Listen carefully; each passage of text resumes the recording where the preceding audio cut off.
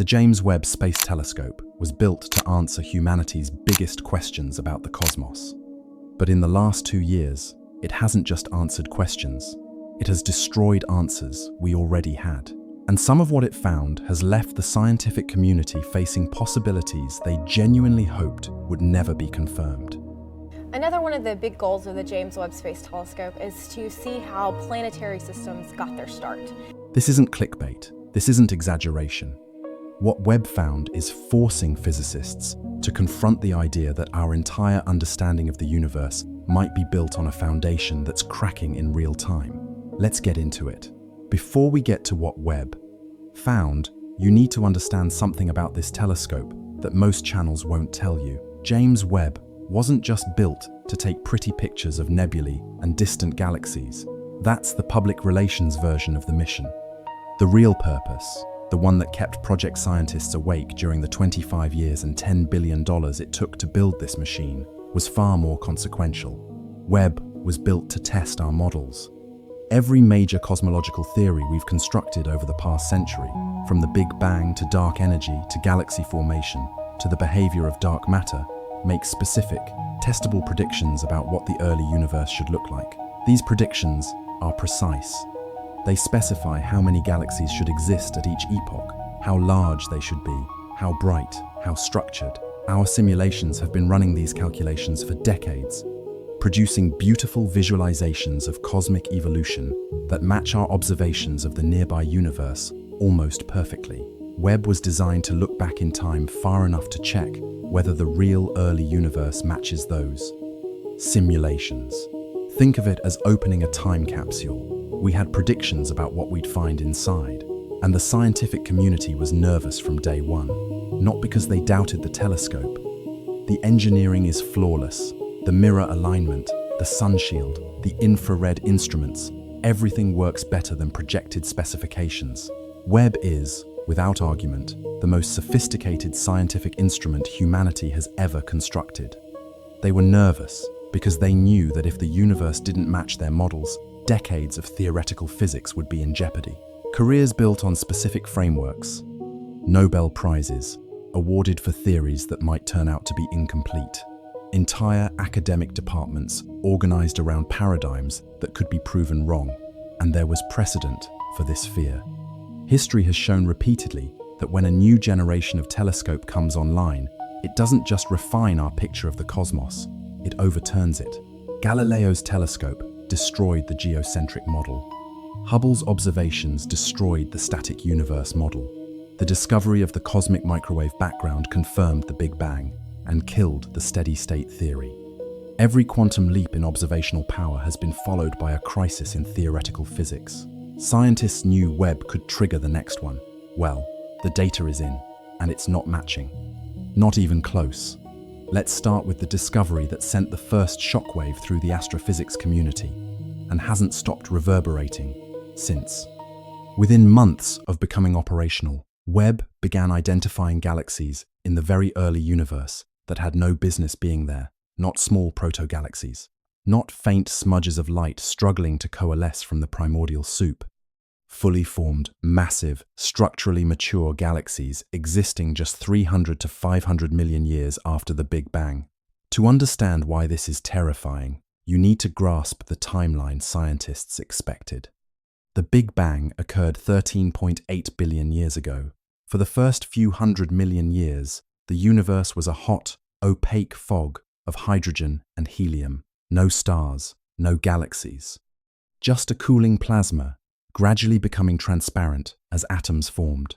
The first stars, called population 3 stars, were supposed to have flickered to life around 200 to 300 million years after the bang.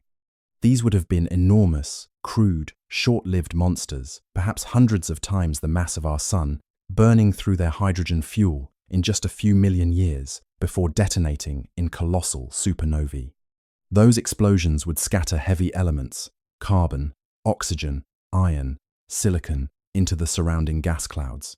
Then, new stars would form from that enriched material. Those second-generation stars would also live, die, and explode, further enriching the cosmic environment.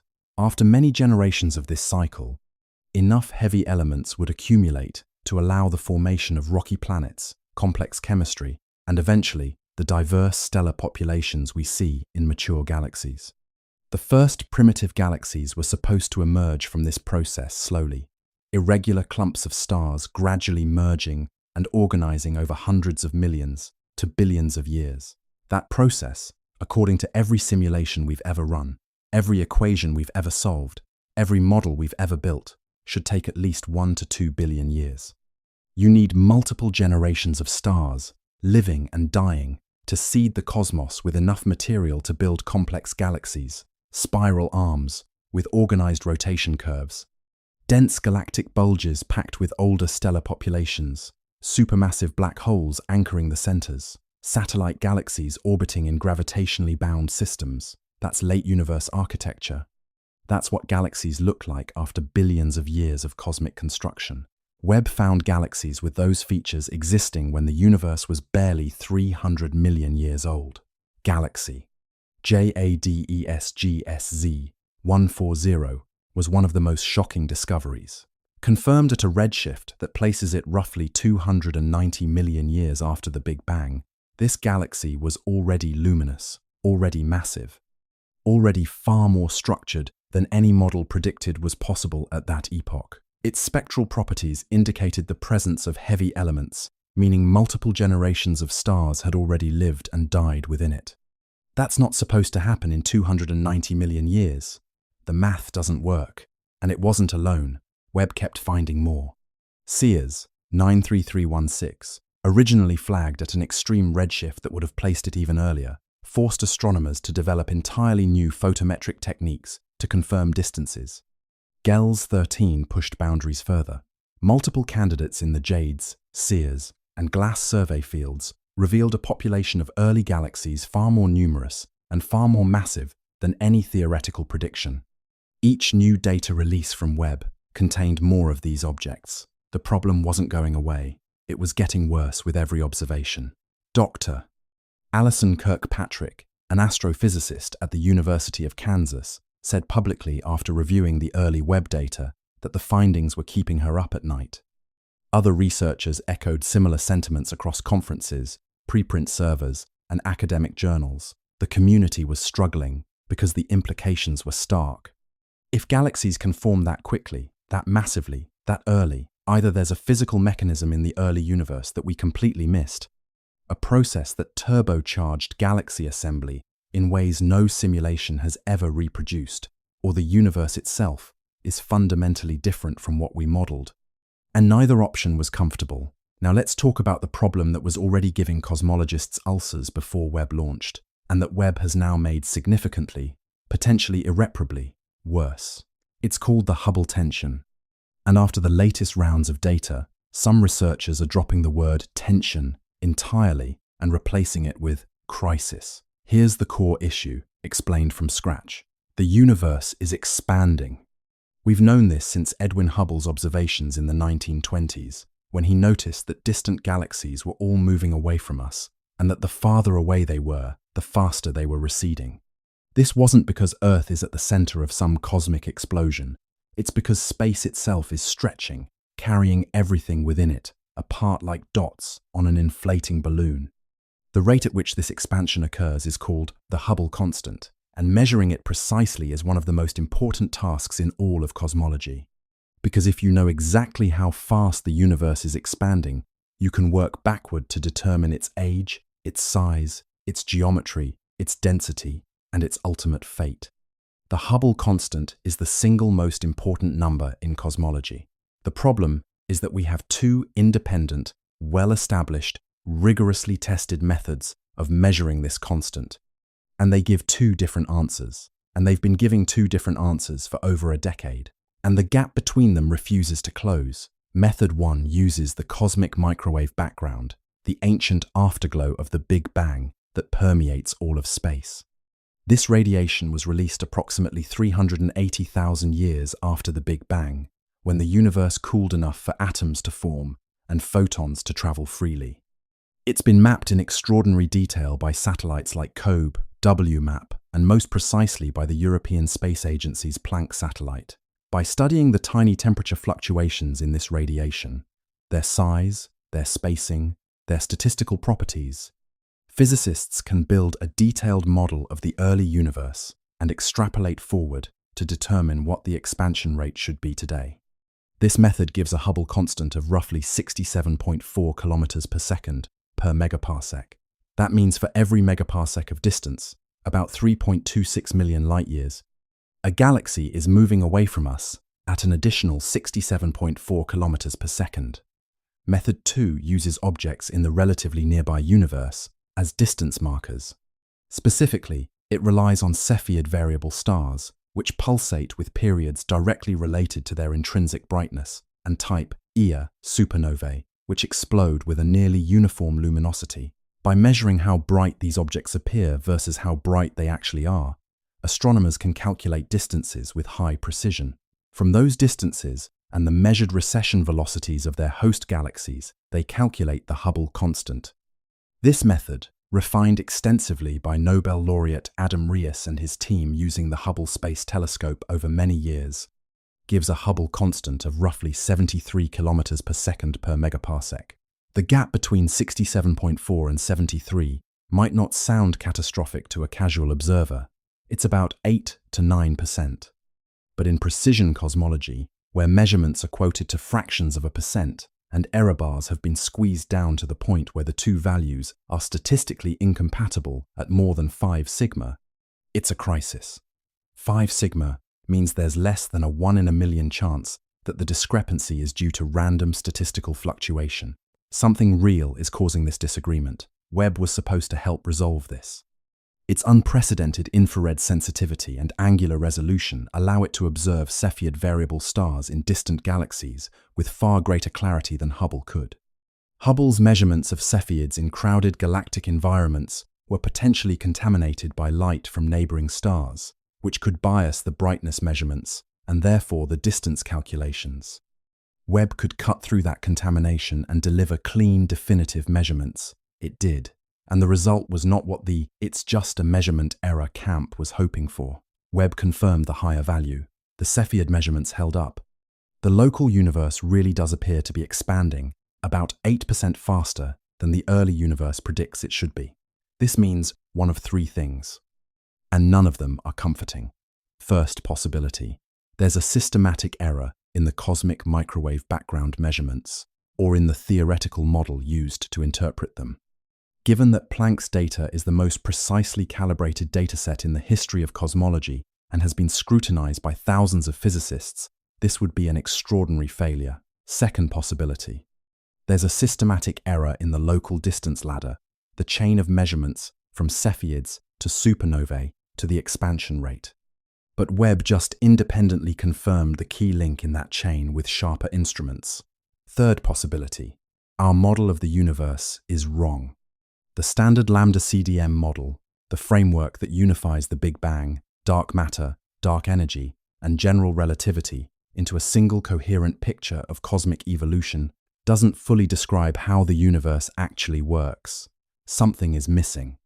Some new physics, some undiscovered force or phenomenon or particle is operating in the universe and causing it to behave in ways we haven't accounted for. Most physicists, though many are reluctant to say it loudly, are now leaning toward the third option, and that is, without exaggeration, one of the most significant and unsettling developments in the history of modern physics. If impossible, early galaxies and a broken expansion rate weren't enough to rattle the foundations of cosmology, Webb delivered another blow that might be the most viscerally disturbing of all. It found supermassive black holes in the early universe that are far, far too large to exist according to known physics. Here's the background you need. At the center of virtually every large galaxy in the universe sits a supermassive black hole. Our own Milky Way hosts Sagittarius A, a relatively modest black hole with the mass of about 4 million suns.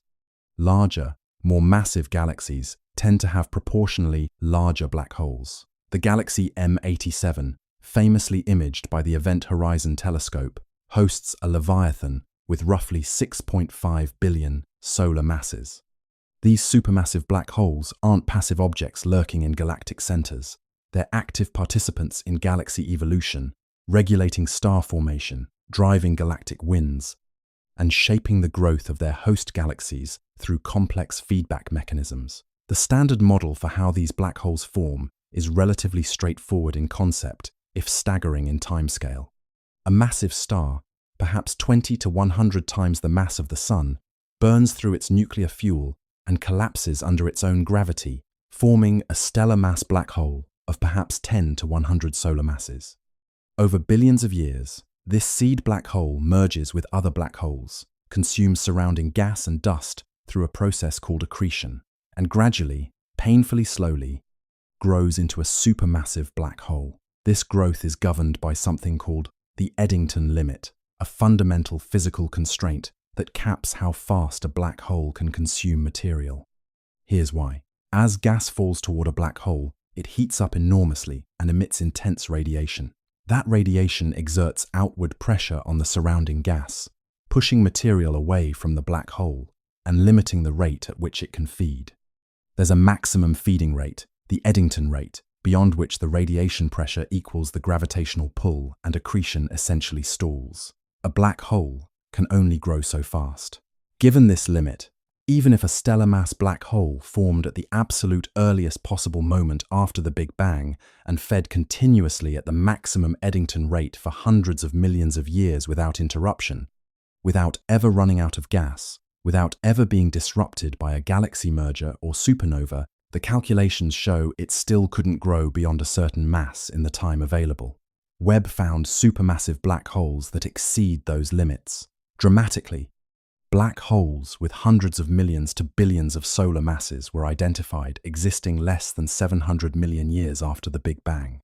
Some candidates appear to exist even earlier, at epochs where the universe was less than 500 million years old. These objects cannot have grown from stellar mass seeds through Eddington-limited accretion. There hasn't been enough time. The math is unambiguous. This has forced physicists to explore radical alternatives to the standard model of black hole formation. One leading proposal involves what are called direct collapse black holes. In this scenario, under very specific conditions in the early universe, a massive cloud of pristine hydrogen gas, perhaps 10,000 to 100,000 solar masses, collapses directly into a black hole without ever forming stars first. This bypasses the stellar mass seed stage entirely, giving the black hole a huge head start. But even this model has constraints. The conditions required for direct collapse are extremely rare. The gas cloud must avoid fragmentation, must not cool too efficiently, must be exposed to a specific intensity of ultraviolet radiation from nearby galaxies, and the resulting seed, while large, would still need significant additional growth to reach the masses Webb is observing. Another possibility is even more exotic and unsettling. Some theorists have proposed that the most massive early black holes might be primordial, formed not from stars or gas clouds, but from density fluctuations in the first fractions of a second after the Big Bang, during the epoch of cosmic inflation. If certain regions of space were slightly denser than their surroundings during inflation, they could have collapsed directly into black holes as the universe expanded. These primordial black holes could have been born with enormous masses, requiring little or no subsequent growth to match what Webb observes. If true, this would transform our understanding of black holes from astronomical objects to cosmological artifacts, fossils from the birth of space-time, relics of quantum processes that occurred before atoms, before stars, before anything we would recognize as the universe. And it would force us to rethink the physics of inflation itself, a period so brief and so extreme that we understand it only through mathematical extrapolation, not direct observation. There's another anomaly Webb has uncovered that doesn't get as many headlines, but is equally troubling to specialists. The early universe appears to have been significantly brighter in ultraviolet light than any model predicted. And the structures within it were far more organized than they should have been. Ultraviolet light is produced primarily by young, hot, massive stars, the bluest, most luminous, and shortest-lived members of the stellar population. If the early universe was flooded with UV radiation, it means there were far more of these massive stars forming far more rapidly than our simulations predicted.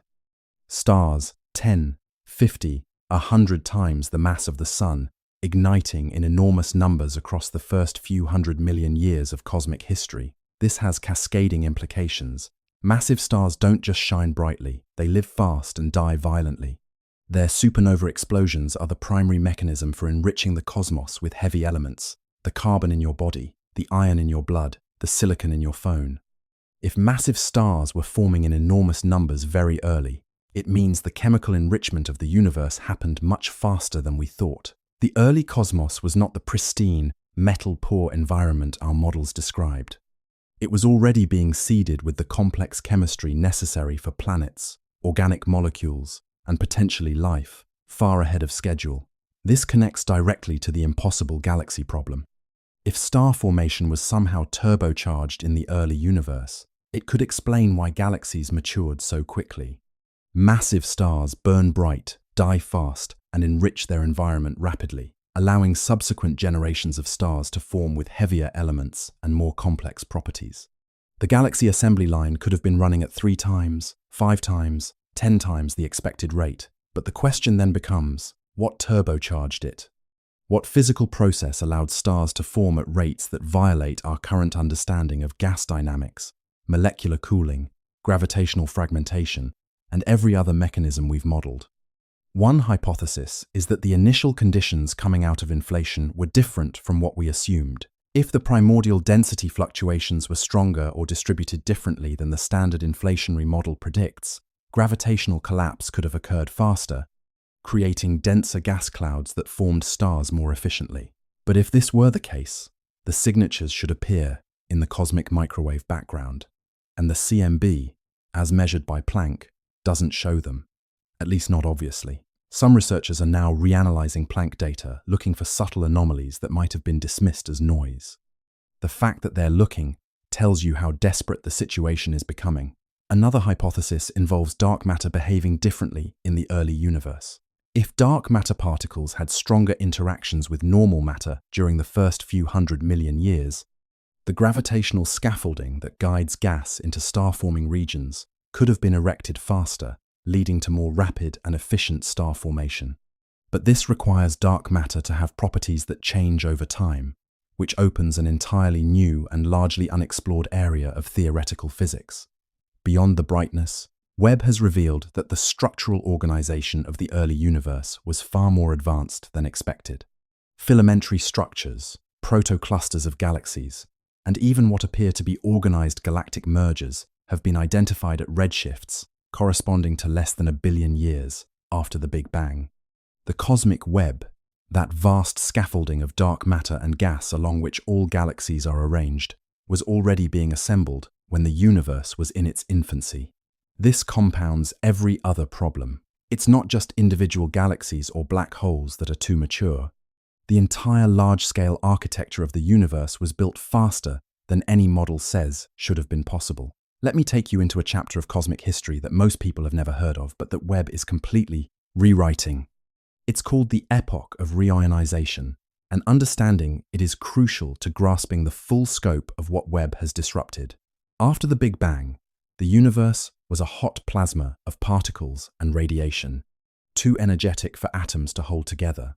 Around 380,000 years later, the cosmos cooled enough for protons and electrons to combine into neutral hydrogen atoms.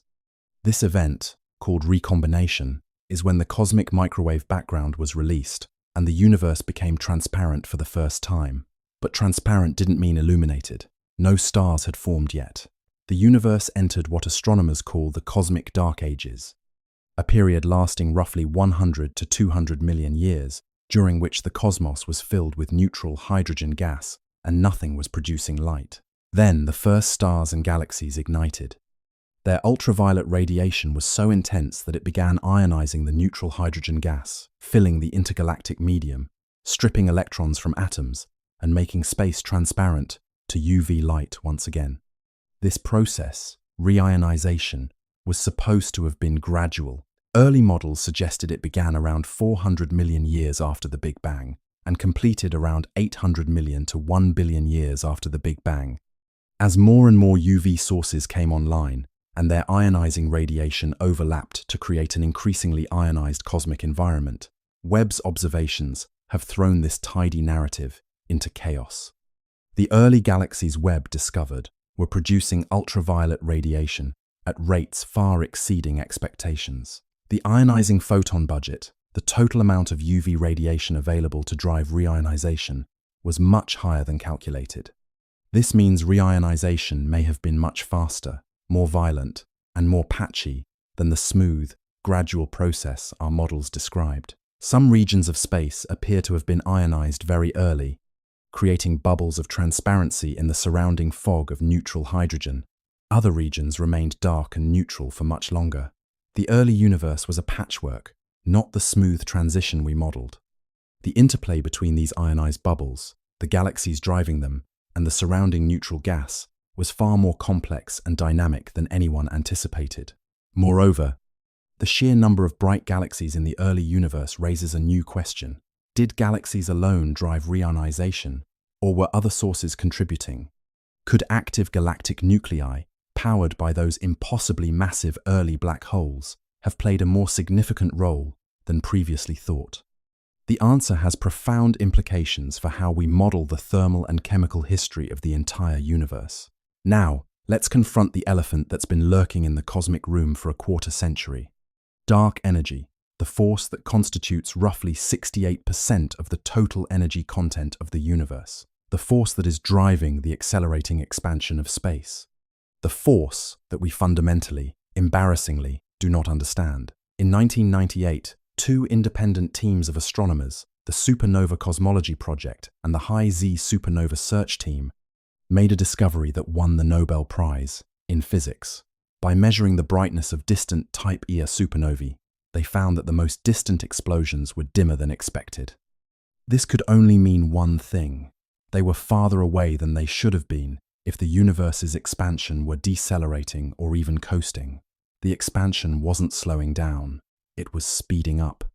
Something was pushing the universe apart with increasing force. That something was dubbed dark energy.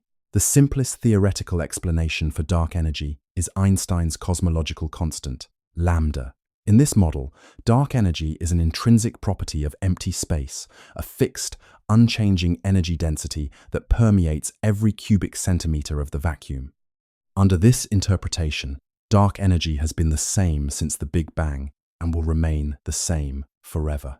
It's elegant, minimal, and mathematically clean, and it forms the lambda in lambda CDM, the standard model of cosmology. But recent observations, including data from Webb combined with groundbreaking results from the Dark Energy Spectroscopic Instrument, or DESI, are suggesting something deeply uncomfortable. Dark energy might not be constant after all. DESI is an extraordinary instrument mounted on a telescope in Arizona that can measure the spectra of 5,000 galaxies simultaneously. By mapping the three-dimensional positions of tens of millions of galaxies and quasars across cosmic history, DESI can measure something called the baryon acoustic oscillation signal at different epochs. These oscillations are the imprint of sound waves that traveled through the early universe, and they provide a cosmic ruler, a standard length scale that can be used to measure how the expansion rate has changed over time with extreme precision. DESI's preliminary results, released to enormous attention from the scientific community, suggest that the density of dark energy may have been different in the past than it is today. Specifically, the data hints that dark energy was weaker billions of years ago and may be growing stronger over time. The statistical significance is not yet at the level of a confirmed discovery, but the trend is consistent across multiple independent data bins and is being taken extremely seriously. If confirmed, this would shatter the cosmological constant model. A changing dark energy requires what physicists call a quintessence field, a dynamic, evolving component of the universe whose properties change with time. This is qualitatively different from lambda. It's not just space having energy, it's a new field, possibly a new fundamental force, permeating the cosmos and actively influencing its evolution. Why is this terrifying? Because a dynamic dark energy opens the door to futures that cosmologists have had nightmares about. If dark energy is growing stronger, the expansion of the universe will continue to accelerate indefinitely.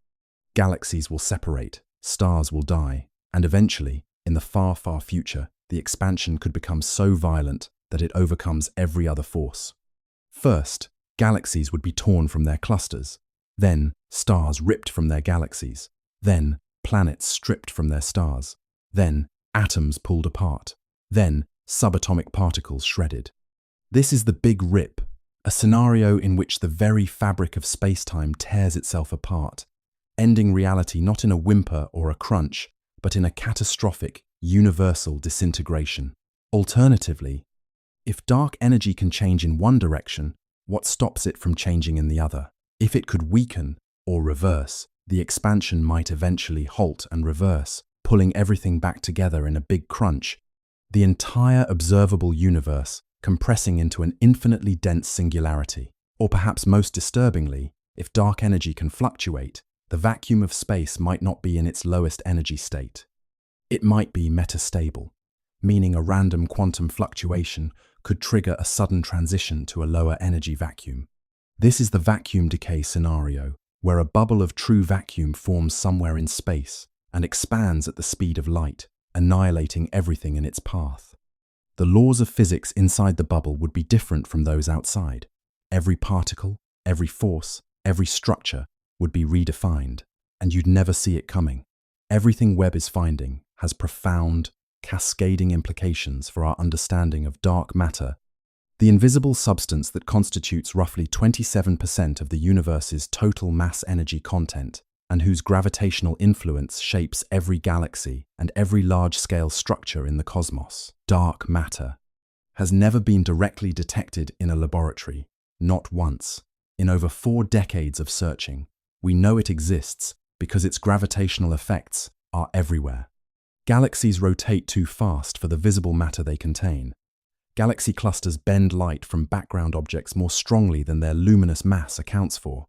The pattern of fluctuations in the cosmic microwave background can only be explained if dark matter was present in the early universe, providing additional gravitational wells for baryonic matter to fall into. And the large-scale distribution of galaxies across the cosmic web matches simulations only when dark matter is included. The leading theoretical candidate has long been a class of particle called a WIMP, a weakly interacting massive particle. WIMPs would have been produced in the Big Bang, would interact with normal matter only through gravity and the weak nuclear force, and would have the right properties to explain all observed dark matter effects. The theory was compelling, the mathematics were beautiful, and the WIMP miracle, a natural coincidence in which particles with weak scale masses and interactions automatically produce the right abundance of dark matter, seemed almost too elegant to be wrong, but decades of increasingly sensitive experiments have found nothing. Deep underground detectors designed to catch the rare collision between a WIMP and an atomic nucleus have come up empty. The Large Hadron Collider, the most powerful particle accelerator ever built, has produced no dark matter candidates, despite years of searching at the energy scales where WIMPs were expected to appear. The parameter space where WIMPs can hide has been progressively shrunk, and while it hasn't been entirely eliminated, the excitement and confidence of the 1990s and 2000s has given way to a growing unease. The leading dark matter theory might simply be wrong. Webb's discoveries are adding pressure from a completely different, unexpected direction. The rapid formation of galaxies and supermassive black holes in the early universe could potentially be explained if dark matter has different properties than the WIMP model assumes. Several alternative frameworks are now being actively explored.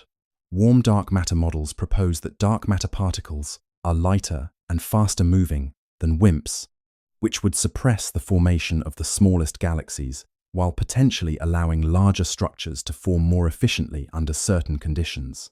Fuzzy dark matter suggests that dark matter particles are ultralight, with wave-like quantum properties that operate on galactic scales, smoothing out the density profiles of dark matter halos and altering the dynamics of structure formation in ways that might help explain Webb's observations.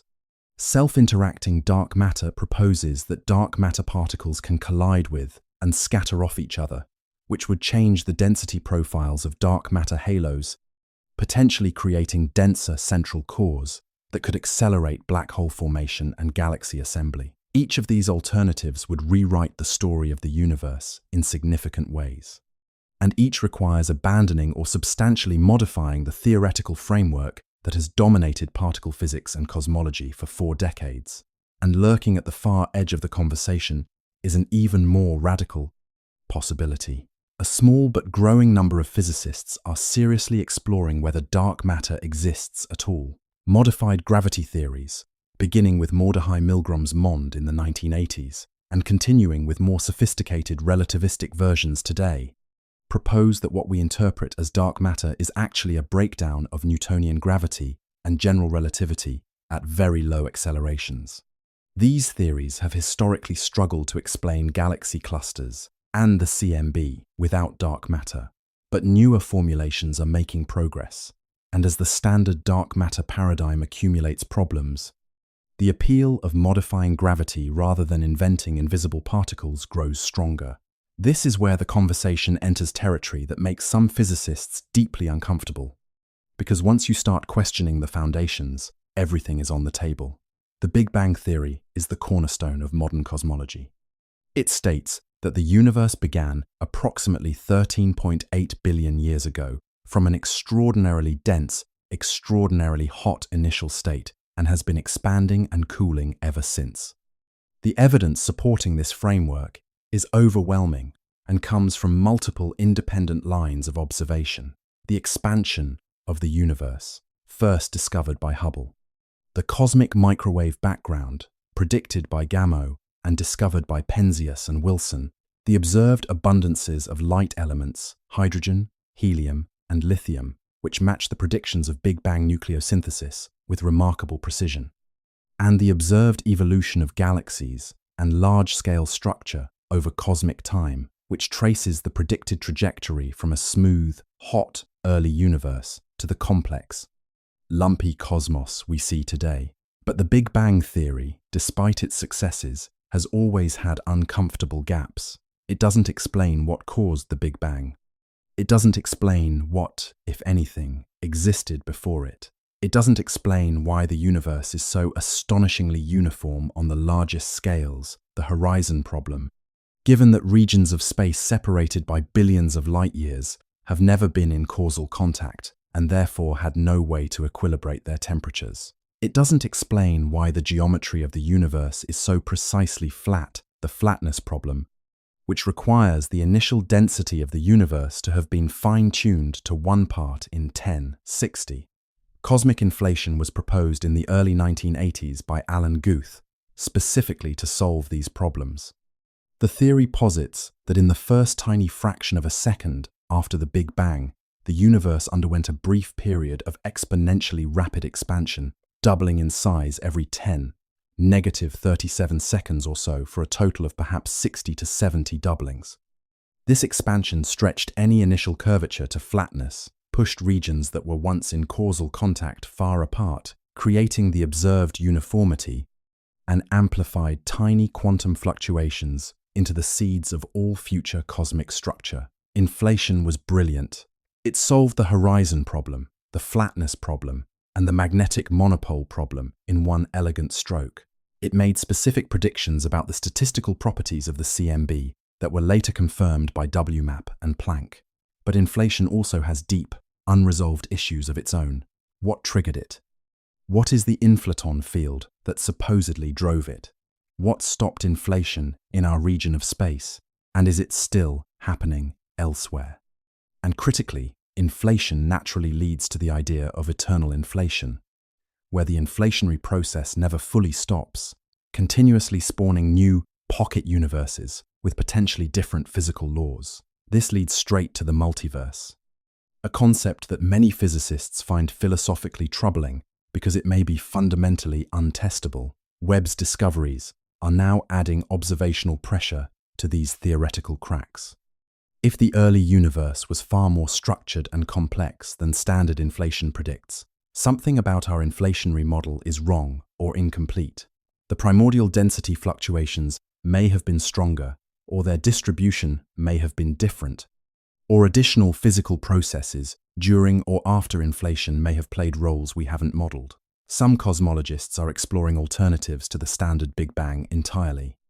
Cyclic models propose that the universe goes through endless cycles of expansion and contraction, with each big bounce, creating what appears to be a Big Bang from the perspective of observers within it.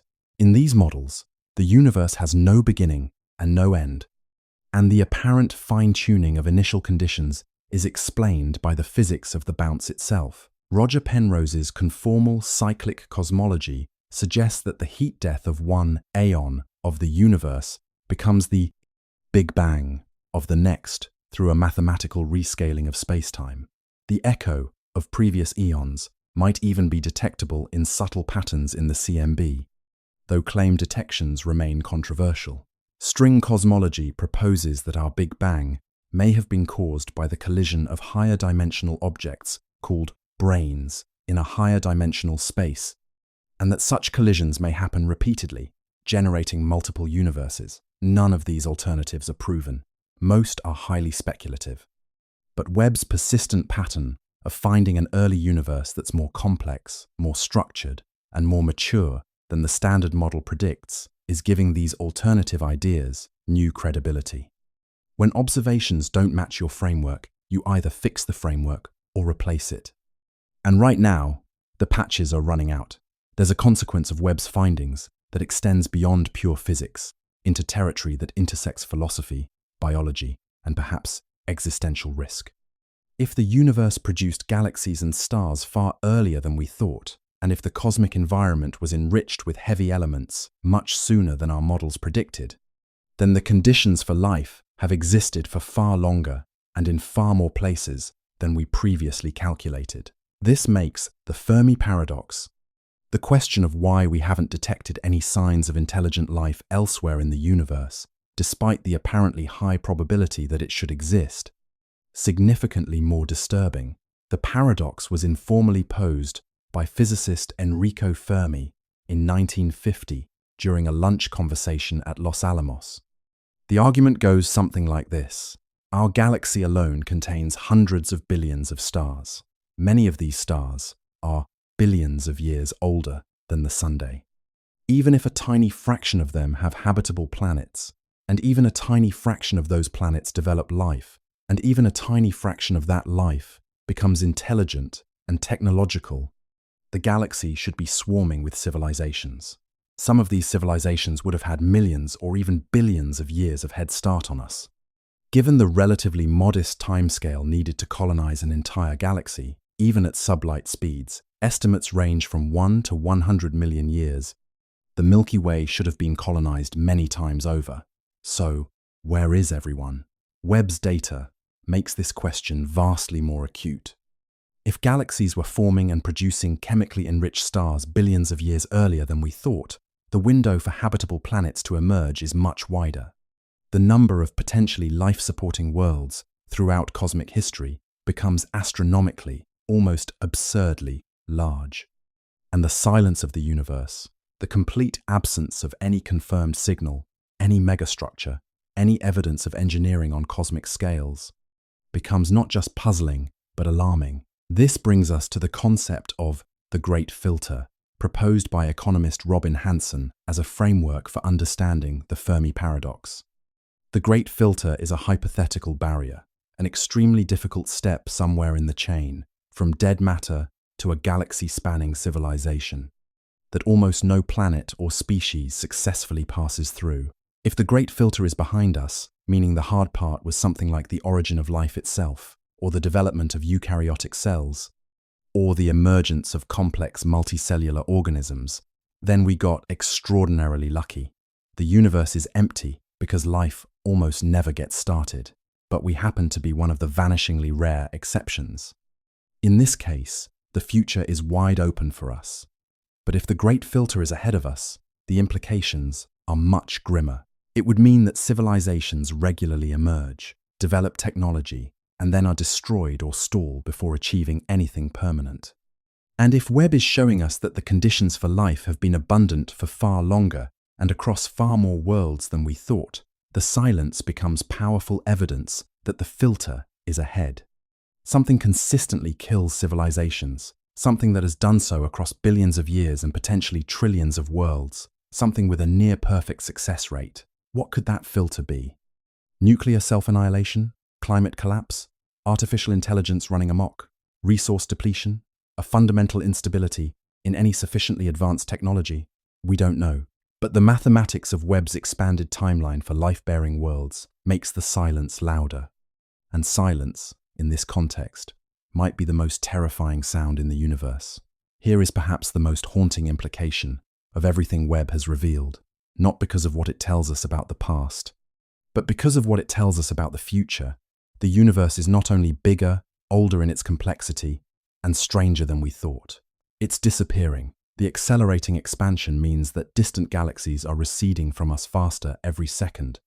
Beyond a certain distance, the cosmic event horizon, the expansion of space between us and a galaxy, exceeds the speed of light.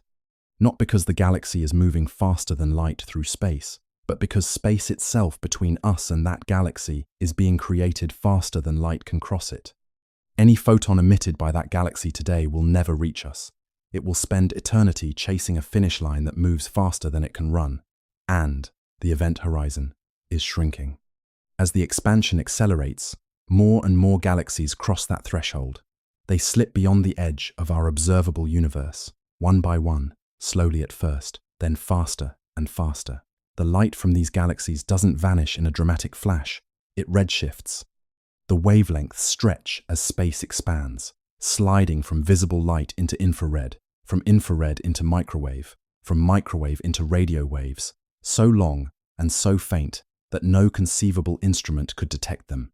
The galaxies fade, slowly, silently, irreversibly, like a friend walking into fog until you can no longer hear their footsteps. Trillions of years from now, if any civilization still exists in the gravitationally bound local group, a small cluster of galaxies that includes the Milky Way and Andromeda and a few dozen smaller companions, they will look up at the sky and see nothing beyond their immediate neighborhood. Every other galaxy will have faded beyond detection. The cosmic microwave background, that ancient echo of the Big Bang, will have been stretched to wavelengths so long it's undetectable. There will be no evidence that the Big Bang ever happened, no evidence that other galaxies ever existed, no evidence that the universe was ever any different from what they observe. That future civilization, if it develops astronomy and cosmology, will construct models based on what it can see. A small cluster of aging galaxies in an infinite, empty, static void. They will conclude that the universe has always been this way. They will be fundamentally, completely wrong. But they will have no way of knowing it because all the evidence has been carried away by the expansion of space. We exist in a privileged window of cosmic time, a window that is slowly closing. Right now, we can still see the ancient light. We can still read the story written in the cosmic microwave background. We can still observe galaxies at the edge of the observable universe and piece together the history of the cosmos. Webb is showing us more of that story than any previous telescope. But the pages are being torn from the book as we read them, carried beyond the horizon by the very force that makes the story so dramatic. This is not a metaphor. This is the physical reality of an accelerating universe.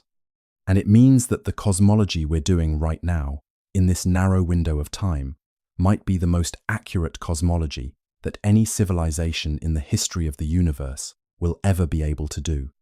The universe is showing us its secrets, but it won't show them forever. Let me bring everything together now. The title of this video asks what scientists were afraid Webb would find. So let me answer that directly, honestly, and completely. It's not any single discovery. It's not the impossible early galaxies, though those are shocking. It's not the Hubble crisis, though that's alarming. It's not the overmassive black holes or the too bright early universe or the hints that dark energy is changing. Each of those individually would be a significant challenge to cosmology. Together, they form a pattern, and that pattern is what terrifies the scientific community. The pattern is systematic failure. Our models aren't failing in one area while succeeding in others. They're failing across the board. Every major prediction that Lambda CDM makes about the early universe is coming under pressure from Webb's data.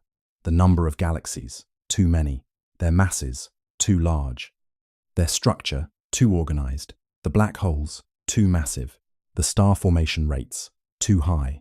The chemical enrichment, too fast. The expansion rate, inconsistent between early and late measurements. The dark energy, possibly not constant. When a scientific model fails in one area, it gets a patch. When it fails in two areas, it gets attention. When it fails across the board, it signals something much deeper. It signals a paradigm shift. A moment when the existing framework can no longer accommodate observations and must be replaced by something fundamentally new. Scientists recognize this pattern because they've studied it in history. The last time this many anomalies piled up against a dominant model was the late 19th and early 20th centuries, when classical Newtonian physics was crumbling under the weight of observations it couldn't explain. Blackbody radiation didn't fit. The photoelectric effect didn't fit. Mercury's orbital precession didn't fit. The Michelson-Morley experiment produced null results that shouldn't have been possible. One by one, the pillars cracked. And the resolution required not a patch, not an adjustment, not a recalibration, but two entirely new theories of reality: quantum mechanics and general relativity. These theories were so radical, so counterintuitive, so profoundly different from everything that came before them, that they overthrew centuries of established physics and remade human civilization. We may be standing at the threshold of a similar revolution. And revolutions, even scientific ones, are terrifying for those living through them, because during the revolution itself, before the new framework crystallizes, there is a period of genuine confusion. A period where the old answers don't work and the new ones haven't arrived. A period where the smartest people in the world look at their data and honestly don't know what it means. That's where we are right now. That's what Webb has done. It hasn't just found anomalies. It's triggered a reckoning, and the honest scientists, the ones who care more about truth than about protecting their models, are the ones who are most afraid, because they know what's coming. They know the comfortable consensus is ending, and they don't yet know what will replace it. I want to leave you with a thought that captures the true weight of this moment. Every civilization throughout human history, from the ancient Babylonians tracking planets across the night sky, to Galileo pointing his crude telescope at the moons of Jupiter, to Einstein reimagining the fabric of space-time itself, has believed it was close to understanding the cosmos. Every generation has looked at its best models and thought, we're almost there. Just a few more details, a few more measurements, and we'll have the complete picture. We thought the same thing. Before Webb launched, cosmology was considered a precision science. We had measured the age of the universe to within a fraction of a percent. We had mapped the cosmic microwave background with staggering accuracy. We had a model, lambda CDM, that fit nearly every observation. The era of fundamental discovery was widely believed to be winding down. The big questions had been answered. Webb was supposed to fill in the details, to add decoration to a house whose foundations were solid. Instead, it showed us cracks in those foundations, deep ones, structural ones. The kind that suggest the house might need to be rebuilt, and maybe that's not just frightening, maybe it's also exhilarating. Because every time humanity has faced a moment like this, every time our understanding has been shattered by observations we couldn't explain, we've emerged on the other side with a deeper, richer, more magnificent picture of reality than we had before. The universe doesn't break our models to punish us. It breaks them to teach us, to push us further, to remind us that reality is always more creative, more complex, and more beautiful than our theories give it credit for. James Webb didn't just find what scientists were afraid of. It found the starting point of the next great intellectual adventure.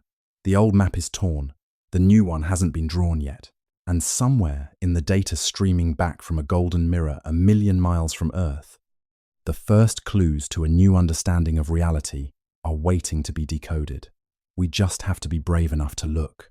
If this reshaped how you think about the cosmos, hit subscribe and turn on notifications.